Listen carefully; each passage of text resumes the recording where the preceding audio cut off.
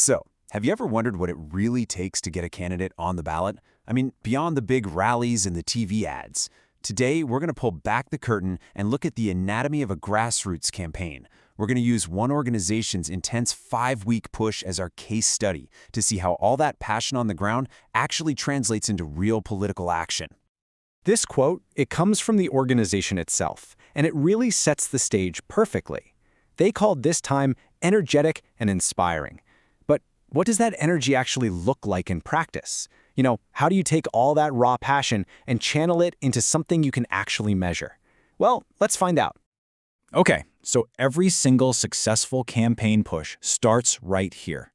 With a renewed sense of purpose, it's all about taking that collective energy, all those people who are fired up, and focusing it like a laser beam on one single, clear goal.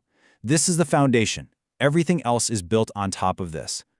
The campaign we're looking at, they zeroed in on a very specific 5-week window, from late September to late October.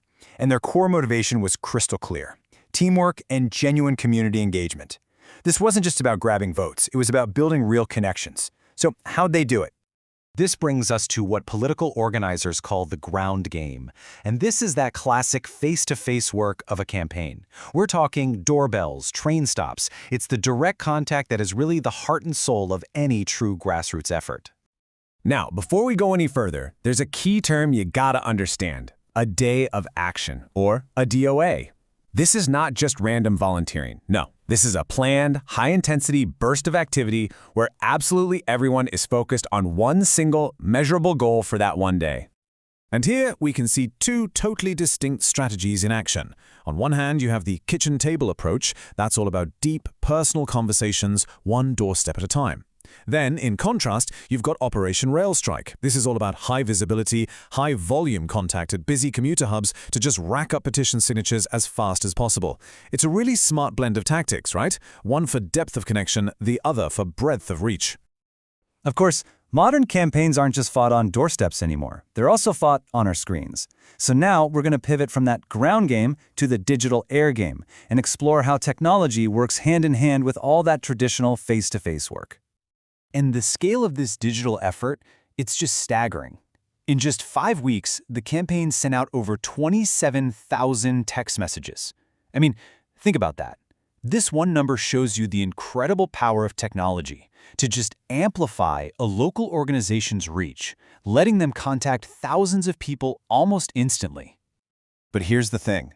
Sending text is one thing. Actually getting a response is a whole other ballgame.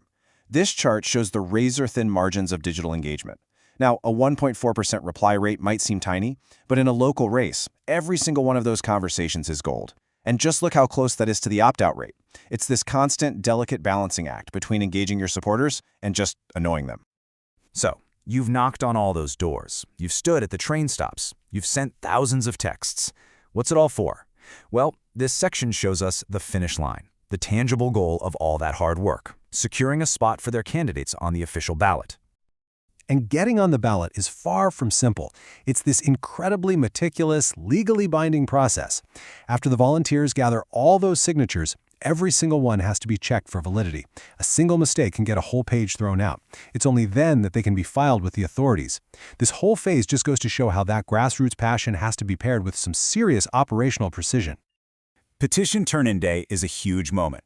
You can feel the energy. It's like a finish line for that massive signature gathering effort, but it's also the starting pistol for the next phase of the campaign. It's this big moment of celebration, and it's a symbol of all that collective work that came before it.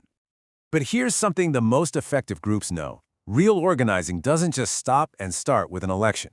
The work is continuous. This is all about building a permanent community infrastructure that's always there. And that brings us to a super crucial point. The work never really stops. It just keeps going, year-round, at events like a local union's football game or an annual holiday party. It's about showing up consistently to build real relationships. This is the connective tissue that holds the whole organization together, building the trust that they're going to need for that next big push. Which brings us to our final thought for today. We've seen the raw power of texting thousands of people, and we've also seen the deep impact of a single conversation on a doorstep. So as you look at this whole process, the question to really think about is this. In an era that's so dominated by digital tools, Just how vital is that old-school face-to-face ground game? That's what we'll leave you with. Thanks for joining us.